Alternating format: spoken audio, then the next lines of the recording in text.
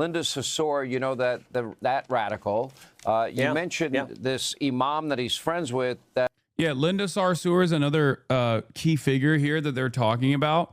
They're trying to get Zohran to Sister Soldier, like all of these people, myself included. Ironically enough, they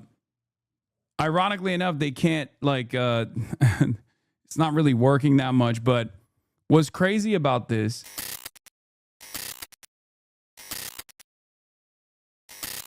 Ted Cruz is with us. Senator, great to have you. This is a full takeover. I think Bill Maher is right. What are your thoughts?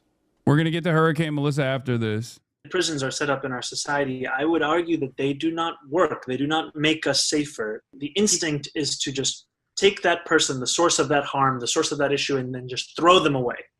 Put them in. Yeah, I don't understand. Like, I mean, I know what they're trying to say. They're trying to say that he believes that prisons should be abolished. But it's pretty basic. It's pretty basic stuff. He's just saying that prisons do not actually rehabilitate people and reintegrate them into society. They're just a way to, like, discard some of the most underserved, underprivileged people. Put them in a cage and throw away the key.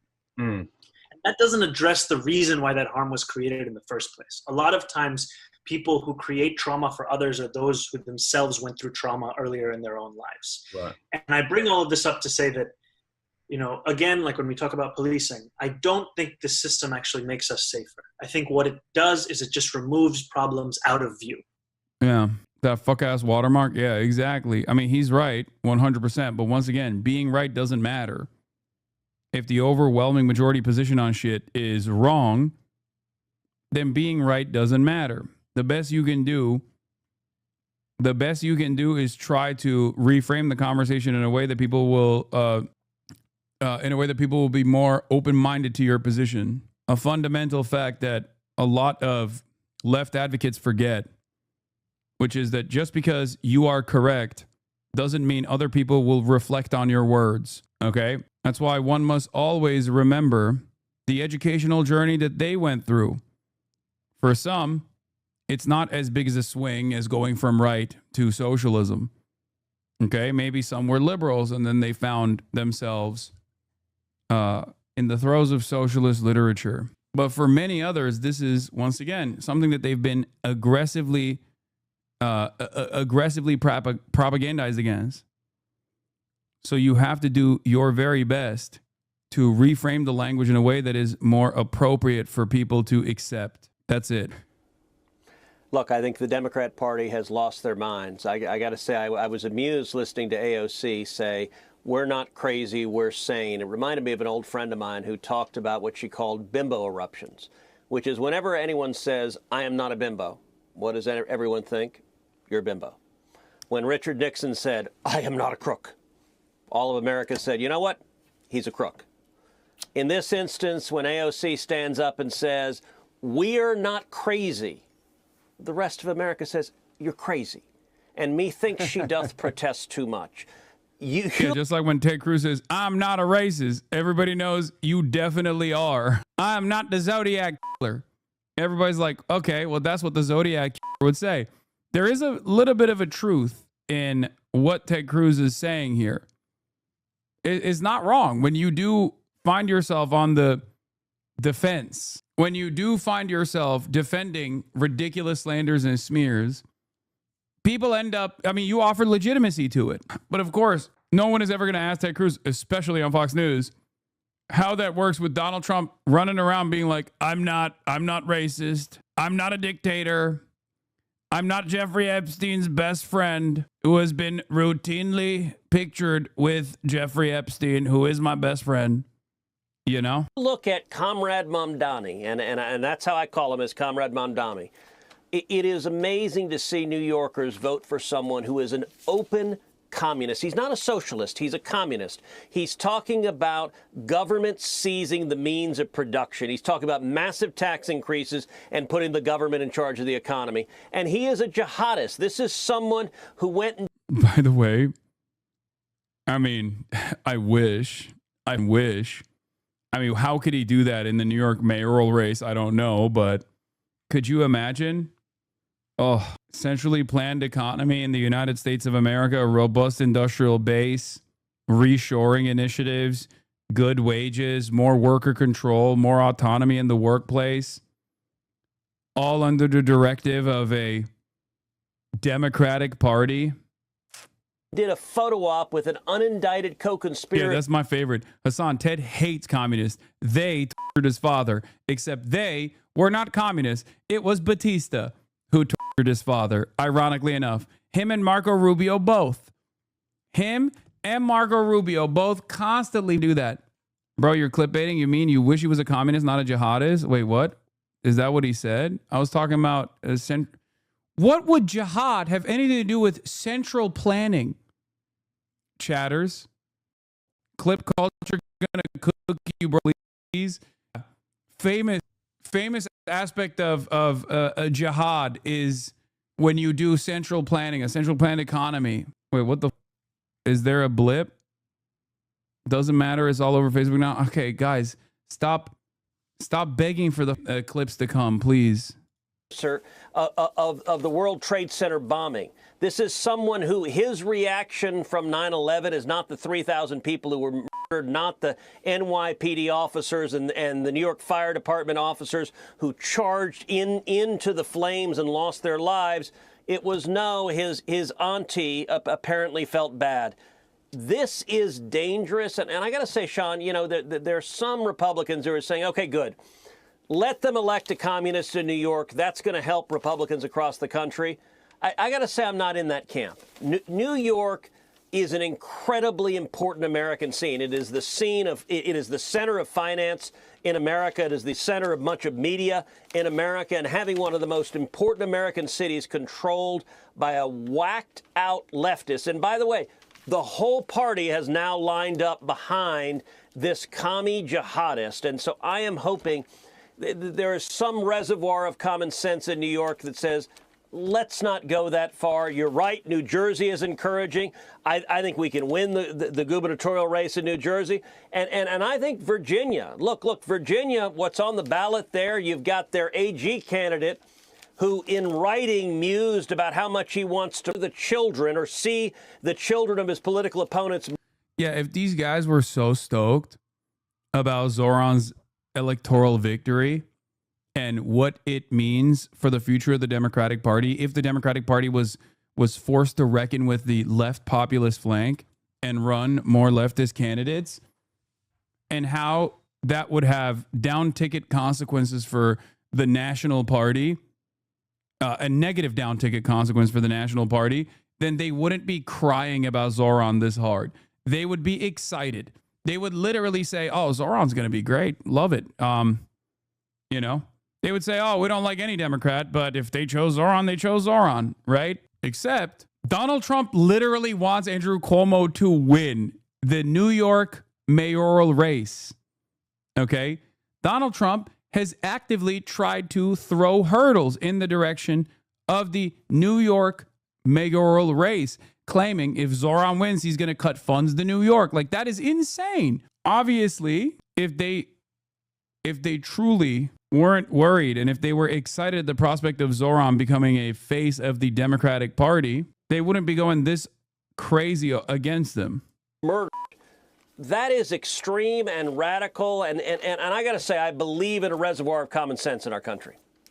All right. So his father's quoted in the New York Post as saying that Nazis took their cues from the United States history of official racism and concentration camps. Linda Sarsour, you know, that radical. You mentioned this imam that he's friends with. Yeah, Linda Sarsour is another key figure here that they're talking about. They're trying to get Zohran to Sister Soldier like all of these people, myself included. Ironically enough, they can't, like, it's not really working that much. But what's crazy about this, okay, they're referencing this clip about his dad, for the record. If you actually listen to what he says, you can find every detail here on Wikipedia. None of this is controversial among people who've read books. If you want to describe it as the root of all evil, that's on you. Mahmoud Mamdani here is only laying out facts, not judgment. America is the genesis of what we call settler colonialism. And the American model was exported all around the world. Abraham Lincoln generalized the solution of reservations. They herded American Indians into separate territories. For the Nazis, By the way, this is not even remotely controversial in academia. But that is the problem. Dude, look at that one little light that is just hitting Kaya in the face.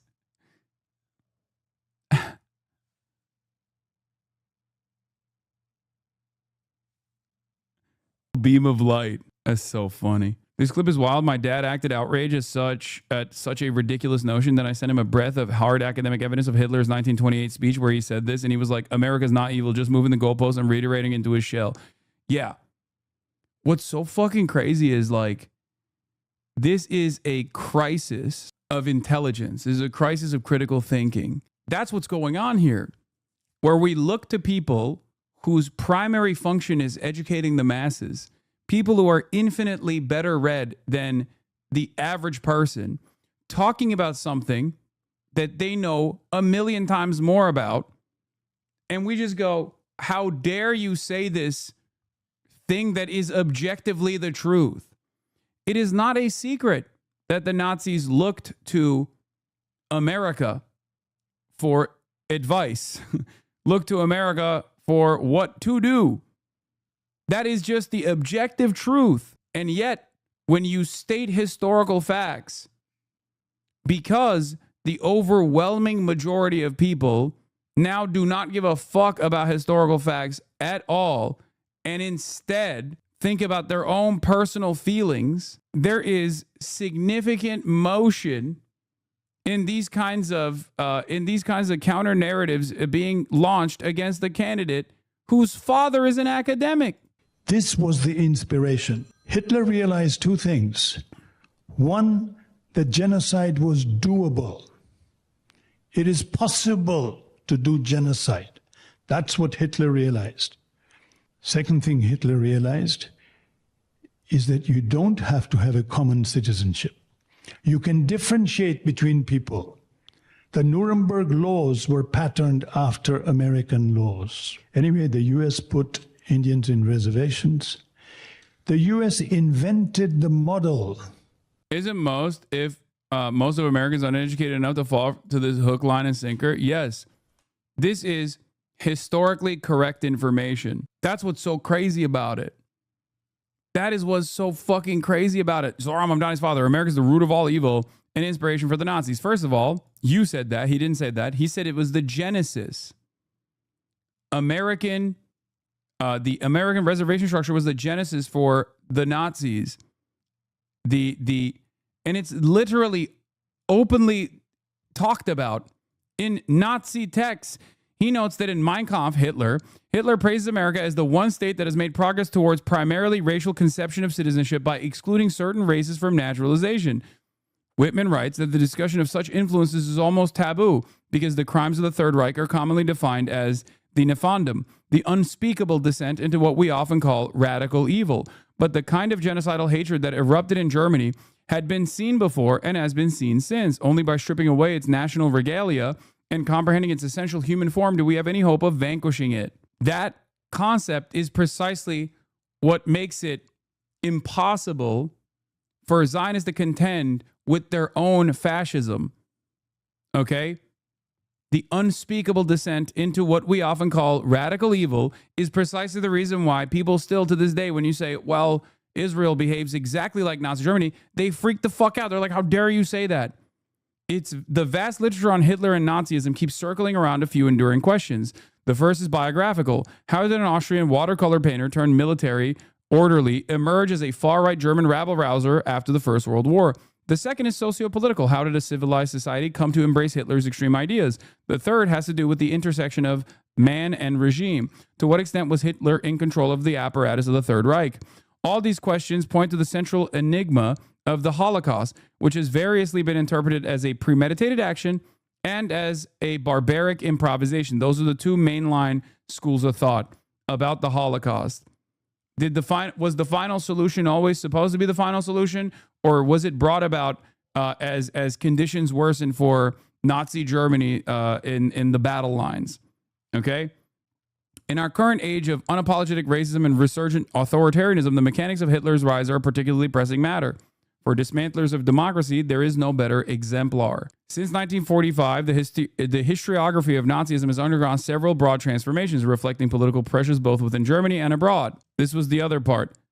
From boyhood on, Hitler devoured the westerns of the popular German novelist Karl May. In 1928, Hitler remarked approvingly that white settlers in America had gunned down the millions of redskins to a few 100,000. When he spoke of Lebensraum, the German drive for living space in Eastern Europe, he often had America in mind, Manifest Destiny. Among recent books on Nazism, the one that may prove most disquieting for American readers is James Q. Whitman's Hitler's American Model, the United States and the Making of a Nazi Race Law.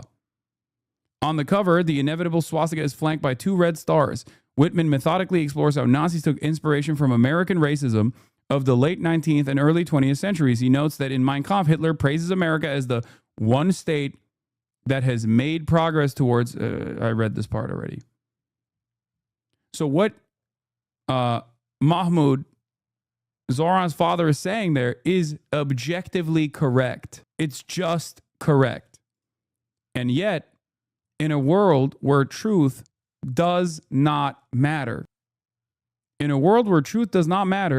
you can take an objectively correct statement such as this one, an accurate reflection of historical events, and the roles that the American racialized structure of nationality played in Hitler's very own design in the aftermath, in a post-Nuremberg race law world for Germany. You can just say, how dare you, and then move on, and people will go along with it. It is fucking insane to me.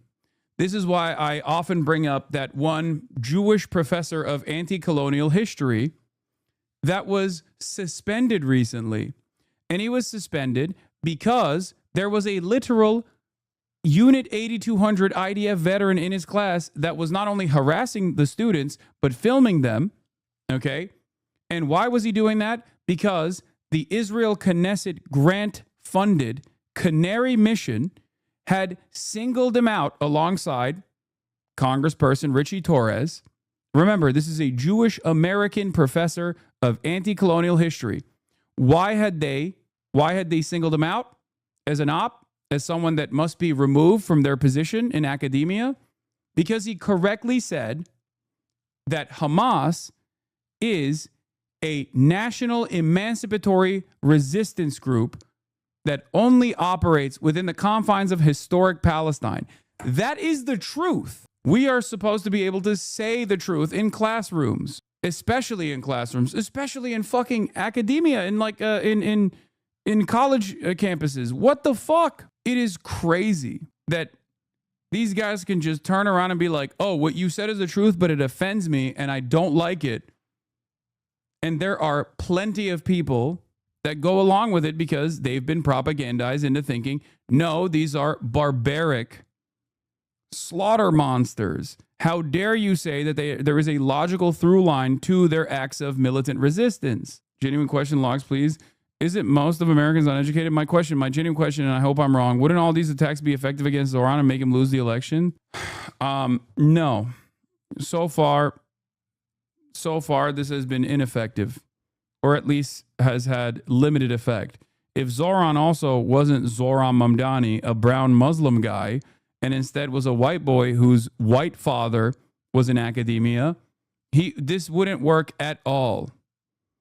It's insane because, like your pal Matt Walsh, you've never actually studied history. You MAGA folks revel in your ignorance and then act shocked and call educated scholars like Mahmoud Mamdani insane. As Pulitzer Prize-winning author John Tolland notes in his book Adolf Hitler, Hitler's concept of concentration camps, as well as the practicality of genocide, owed so much, so he claimed, to his studies of English and United States history. He admired the camps for Boer prisoners in South Africa and for the Indians in the Wild West, and often praised to his inner circle the efficiency of America's extermination by starvation and uneven combat of the red savages who could not be tamed by captivity. Yeah, this is one of the most insane things I've ever heard, Dave Rubin says, and I say that as someone who used to work at the Young Turks. It's mind-boggling. This is not just a war against the truth. It's like Republicans have successfully, and Americans by and large, it's not just Republicans, but like American elites have successfully waged war against critical thinking. And they've won. They've won. And you can tweak the algorithm like this so that Dave Rubin's post gets 37,000 likes and Mehdi Hassan's correction gets 3,000 likes. Do you understand? How do you deal with it? How do you deal with the false narratives that Republicans lean into? How do you deal with the largest swaths of American society putting their own personal feelings and what they've like maybe half heard or half remembered from their shitty education? How do you put that against people who are invested in the truth? I don't know the answer to it, but I'm not going to stop. Abandon the site. We need to dump capitalist social media entirety. Shut up. Shut up. Shut up. Shut the fuck up. Stop. Oh my God, I'm starting to get pissed off. Yes, dude. We must close our eyes and plug our ears to where people congregate, to where people talk to one another, because people are too stupid. We must actually cut our movement in half. We must actually do everything we can. Live in our own fucking commune. Self-isolation is not the answer to this, okay? You just have to keep fighting because you have no other option. That's it. You have to keep fighting wherever that battle may take, no matter how the institutional power is aligned against you. It doesn't fucking matter. There's nothing else you can do. That was a character witness for the blind sheikh who was, convicted in the 93 World Trade Center bombing. This is a guy that for weeks and months on end would not condemn the call for global intifada. You heard the montage. He's offering pretty much everything for free, condemning billionaires as people that shouldn't exist, and pledging to confiscate wealth and raise taxes on everybody, and everything's going to be free. This is going to be a case study. Mar's right, and it's going to have great implications because he will not be able to fulfill those promises. The Obamacare promises never fulfilled. Social Security is going bankrupt. Government schools in most blue states and cities are crap. They failed miserably. Defund, dismantle, no bail, reimagine has failed miserably. Open borders has failed miserably. So I would say we need a new app where the algo isn't abusive of the truth, not abandoning it, but competing against it. Brother, who? With whose money? On whose servers? Who's making this happen? Oh my God, this is where the blue sky truthers come out. Jesus Christ. Oh.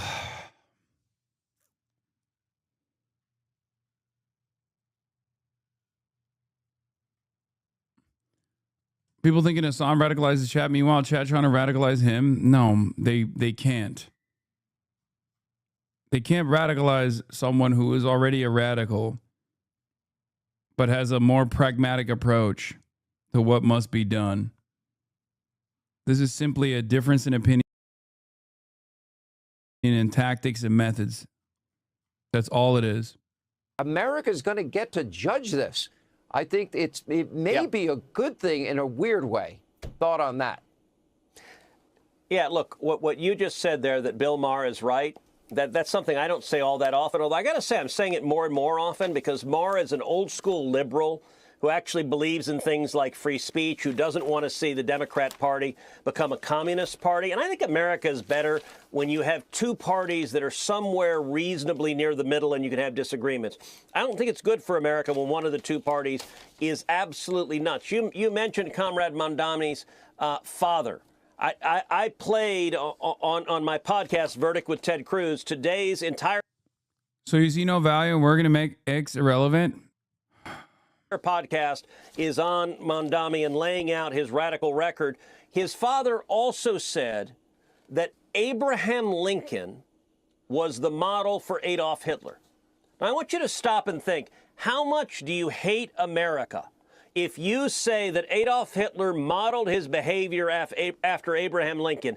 That is who Comrade Mamdani suckled after And I'm just hoping, New Yorkers, we don't want to see an enormously important city run by someone who hates America, who blames, who thinks Lincoln and Adolf Hitler are comparable.